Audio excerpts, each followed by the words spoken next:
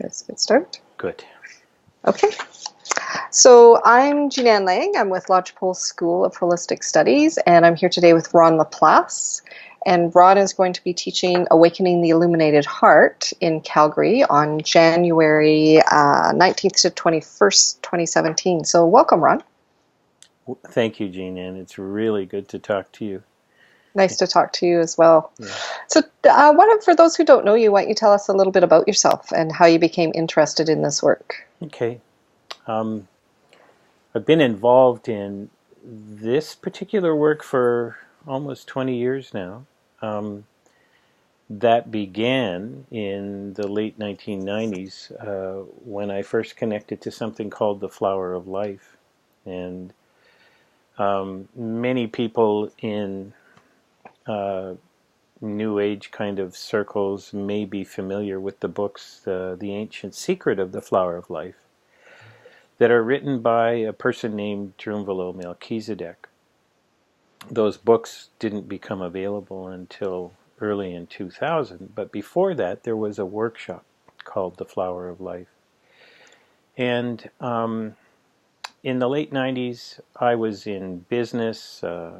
I was becoming very um, disenfranchised with the world of business and looking for something else. I'd been involved in metaphysics and the study of metaphysics since 1969, and always had been looking for a larger picture in the world.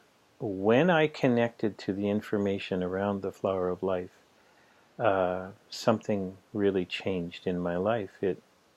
It helped me understand one key thing. And that was, for the first time, perhaps I was able to see in a way that my logical mind could understand the unity of all life. And Mm. that really changed me in a single moment when I grasped that concept with my left brain. I think for most of us, the right brain has no problem with that concept. It's the left brain that says, wait a minute, prove it. Mm. When that happened for me, something really special took place. It's like the two parties came together for the first time. And I felt within me something physically in that moment. I felt an opening take place. And that opening led from here to here. Mm. So that was a sea change. And at that time, it meant my whole life changed. And I soon after became a teacher of that information, what was called a facilitator of the Flower of Life. And so I taught that workshop for many years. And then later, around 2010, things had progressed and kind of evolved into work where I went out and taught a more advanced concept or um, ideas around this information. Um, Within the work called the Flower of Life comes this word. The word is Merkaba. Mm. And that is a word that expresses an energy body. It's something that for everyone is activated at a certain point in their personal evolution. And part of the work of the Flower of Life was an activation of the Merkaba. But it happened in a certain way. And um, I'm going to explain a bit later about the concept of creation. Yeah. And I'll develop this idea a little bit more in that conversation. This is that we actually, within ourselves, we're a body that's divided in many ways. But one of the ways that we could describe that division is that there is a separation between the mind and the heart. And so now, in context of what I've mentioned about the Merkaba, a long time ago, the Merkaba was taught in a way that was really a mind-based meditation. And so through that, the activation of this energy body happened through the mind. Now, so what? Well, there is another choice, and that is that the activation can happen through the heart. At that time, in the late 90s, consciousness, meaning the consciousness of this place, the world, wasn't ready for that activation through the heart. It had to happen through the mind. That's where consciousness was. But there came a time, just in the last 6 or 7 years, where the consciousness of this place, of the earth, was ready now to begin this activation through the heart. And so I'll stop there. That's kind of the background to what we'll be doing at the workshop that Lodgepole is sponsoring and coordinating. And if you have any questions around that, I can respond. Yeah, absolutely. That's absolutely fascinating. They say that the longest journey that anyone will ever take is the journey between their head and their heart. I agree. So that sounds like this is a way to help facilitate that. I would even add to that, Jeananne, and say that we are perhaps all familiar with this concept of the fall of man. Mm-hmm. And from my perspective, that fall occurred when we fell out of the heart and into the mind. Ah, interesting. So I understand that a lot of the learning, that learning how to create is a big part of the awakening the illuminated heart. So what does it mean to create? Okay. Well, I'll describe then my perspective on how we have created the world that we live in at this moment. Please, yeah. Once again, that has happened through the mind. And so let's just think for a moment about what that means. There's been a tremendous amount of study and information that has been developed in this last century, a tremendous amount of knowledge now about the mind. We understand that there is an actual physical division in the brain, in the mind itself, that separates left from right.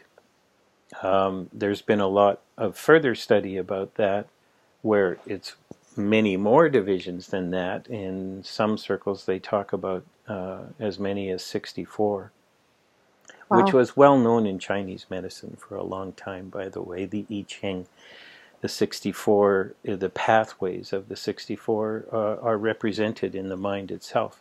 But this major division, left and right, leads to something called polarity. And so what is polarity? It's where two opposites exist. They have a place where they can come together. That's called 0 point in quantum physics now. But they exist in that whole spectrum of opposites. So we create with our mind.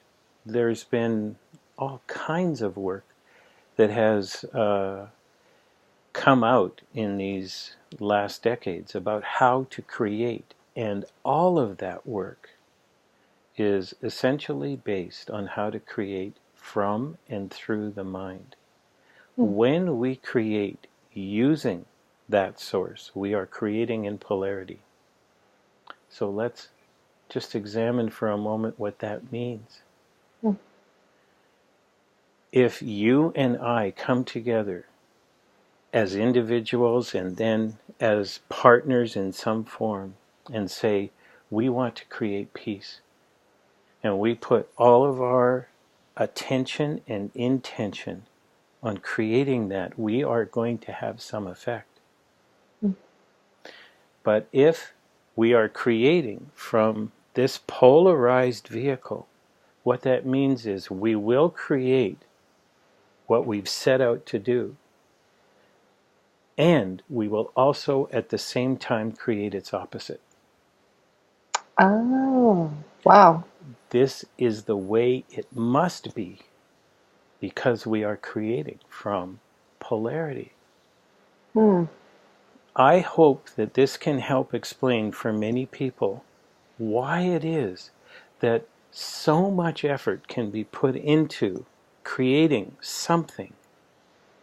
And you can succeed in that, but somewhere you'll also be hit without expecting it by the opposite. It works both ways.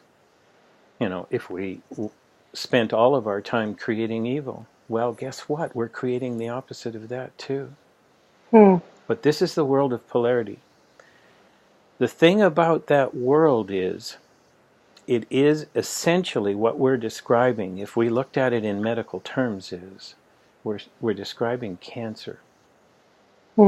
Uncontrolled creation. Okay. Misunderstood creation. And so if we continue to create in this way, and I think many people, when they look out on the world now, can understand what I'm about to say. If we continue in this way, it is not sustainable. We kill the body that we're living in. We're killing the earth. Okay, so let's call that taking this discussion in a downward path. Because, let's face it, that's depressing. Right. Let's see if we can lighten it up a little bit. There is another way to create. And each of us has the ability to connect with a place that is not polarized within our body. And that's the place that is connected to, always, the unified field. It's unity. And it exists within each of us. It's in the heart. It exists in the physical body. Wow. It's not a place outside of us. It actually is outside and inside. It just has to be. It's the unified field. And everything is part of that. If we're able to touch it, it's always there. All we have to do is perceive it, connect to it, and be it. That's within us. So, is it possible to create from that place? And the answer is yes.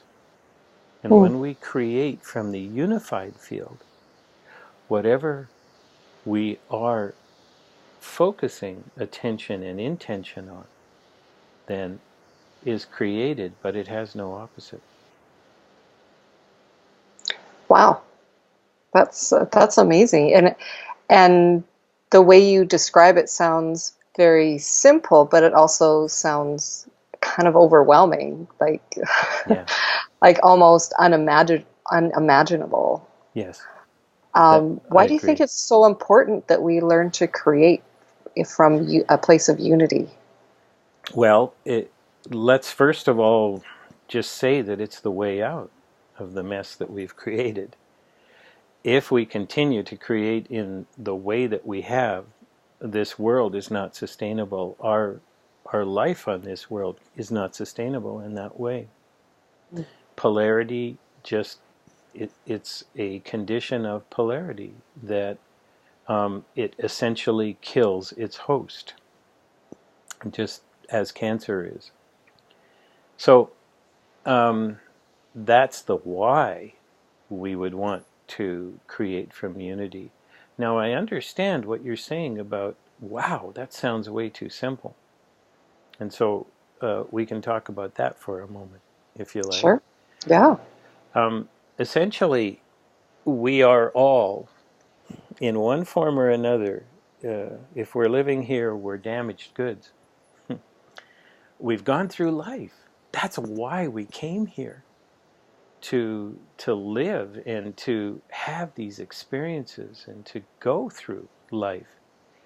Now, the way we've done it in this polarized world has led to many emotional wounds, physical, mental, spiritual.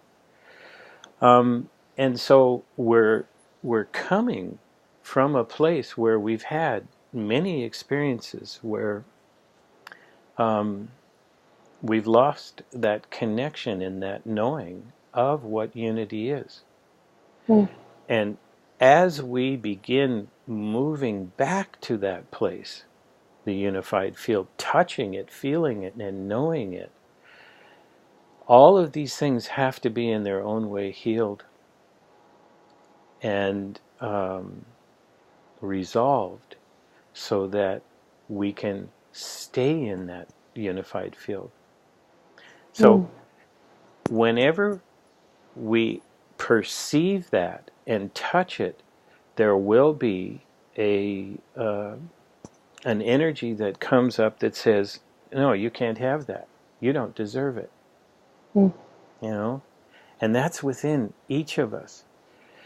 Those issues have to be touched and resolved along the way. Now, the beauty of that is we have hundreds of thousands, if not millions or billions of ways to do that now. That's what we've all been doing in our own lives. You've been working at that your whole life. I have, in my own way. And everyone else has, to some degree. You know, everything that we're looking at, how many different modalities are there these days to begin this emotional, physical, mental, and spiritual resolution? Right. It's everywhere. Yeah. Yeah. It's fascinating. Absolutely fascinating. So the workshop, the Awakening the Illuminated Heart, is a four full days. Yes, it is. You know, that's a significant investment of time. Yeah. How amazing to spend that time learning about all of this stuff. Why is the workshop set up in that way? Okay, well, earlier I mentioned that I'd been studying metaphysics since 1969. And that's the what is metaphysics? It's the body of knowledge that is life. And so we've just touched upon a concept that is actually it's like the alchemist taking all of that, what is life, and bringing it into a crucible and breaking it down into something that is understandable. For all of the history of this earth, it's possible to go to the information that I've just expressed, the unified field. That has been taught forever. But that teaching took lifetimes. We live in a time now, you and I were talking before this interview began, and we both agreed that this is a very interesting time and a very important one. We also agreed that we're sensing something extremely important is happening now. And I believe, what I feel, is that we're coming to the end of a very, very large cycle of time. And we are resolving the issues that have kept us in this duality, and we're resolving that into unity. Therefore, everything we need to make that happen is there in front of us now. Things that took lifetimes to resolve, we can do now in a very short, condensed period of time with very specific tools. And that's what happens in those 4 days. The tools that are necessary for that journey are given in those 4 days. The beginning of that journey takes place in those 4 days. It's not for everyone, but there are many who feel that they're ready for something big, something large to change in their lives now, because they know they're here for a purpose. Mm-hmm. And for many, this will offer that. Wow. So without giving anything away, because all those workshops, we always like them to have we don't want to have expectations on them, but just walk me through kind of the structure of the 4 days. Okay. The first day is, well, first of all, my feeling about all of this is that the group that shows up chooses themselves, and they actually choose each other. Mm. There's something very special about working at a deep level with other people. And what I have witnessed in these workshops over 20 years is that the group chooses itself. Everybody Mhm. thinks they're coming as individuals, and that's great. They are. But there's also something about the other people you'll be working with. So early on, the bonding process begins and is encouraged. The space that's set up for the workshop, the energy of itself is very inclusive, and so all of this is promoting the deep interaction of this group of people. So they come together. The first day is largely a day of information where we'll be creating a foundation for the other 3 days, outlining what we're going to be doing and beginning the exploration of that. So it's actually a day of the mind. We're coming together to move into unity, but first we've got to honor this place that we've been living in for a long time. Mhm. So information, it helps people to feel comfortable. We'll also be doing experiential work on the first day to help people begin to feel safe in bonding together. The second day is really a day that begins the healing work that is so important that I've mentioned earlier. And so we'll be discussing healing again, looking at the information of what it is, what it represents, why it's necessary, how we've done it, and how we can move deeper on that path. And then in the afternoon of the second day, we'll be doing a very large, important healing session where each person will have an individual healing session.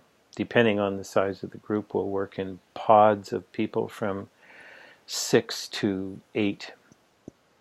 And those pods will be working with each other. Each person will have a personal session for about 30 minutes. And so that's the second part of day 2. And it's a very powerful form of healing work that's done. And I don't know how to explain the whole process.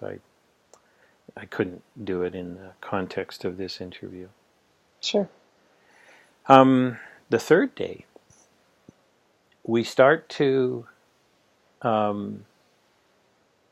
again, move deeper into the recognition of the difference between the mind and the heart, but honoring both.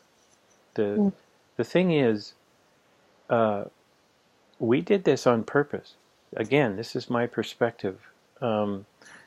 This journey from the heart to the mind that I call the fall of man, we're going to retrace the steps. Mm. And we're going to say to the mind, not goodbye, but thank you. Thank you for all that you've done on this journey. It is my feeling that this was a decision of consciousness to fall into this realm and into this world and to experience it this way to the fullest but we never meant to stay here forever. We never meant to expire here, you know, to create something that wasn't sustainable. And it's time that we remember and now move back to this place. From this place we can heal and repair any and all of the things that we've created. And this then becomes a partnership. It's not a world divided or a house divided anymore. And it's that house divided that has brought us to this place. My goodness, look everywhere in the world these days. This is a house divided. We need to know there is a way out. Yeah. And so the last 2 days are describing that, connecting to it, and then living it. To actually bring the heart and the mind back together. At least to offer it. Everyone who is there will understand the opportunity, and then the choice is made in their own time. Wow. So within that, I'll just say this one final thing. This place that is within each of us has been described by many over thousands of years. It's a place called the tiny space within the heart, and that's where the unified field exists within each of us. Now, it's one thing to describe it, it's another thing to feel it and go there. And so in the last 2 days in particular, we will spend a considerable amount of time discovering that place, remembering it, and then moving into it. From that place, what used to take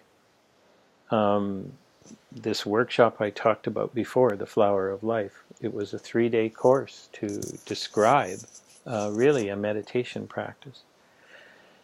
And that practice, when you started it, you took that course, if I recall. I did. Yeah. I did, yeah. You learned a 17-step meditation that then you had to repeat every day. And if you did that every day for at least 2 years or more, eventually something would happen, and that was the creation of a field that became permanent, called the Merkaba. The difference between creating that from the mind and the heart is the way it was created in the Flower of Life workshop created a polarized field, Merkaba, which means it had both sides. Right. When it's done from the tiny space of the heart, it creates that field without polarity. It is the unified field. It's in unity. And so it's a different form of Merkaba. We weren't ready for that 20 years ago, but we had to establish the energy of it within ourselves, within consciousness. And so that's the work that was being done for the last 30, 35 years. Wow. Of establishing that form of Merkaba in the world. And now it's time to move back into the unified form of that as well. Wow. Yeah. So fascinating. Yeah, I remember taking that Flower of Life workshop years ago, and it really was a turning point in my life. It really did open things up and gave me something solid to stand on as well. It was really I really enjoyed it. So who should be learning this? Like who's this workshop for? Yeah, well, as I said before, it's not for everyone, but I can't answer that question. Only each person can, and I'm sorry if that sounds like a cliche, but it's the truth. There has to be a calling. It's the only way that a person will actually invest not just their time and their money, but their energy into something, is if in some way they feel like they're called and they're ready to take this step. And so that's what's important. It's not important how many, but it's important for each one that they make that choice. Yeah. So listening to that calling. Yeah. For each of us. Yeah. Wow. So fascinating.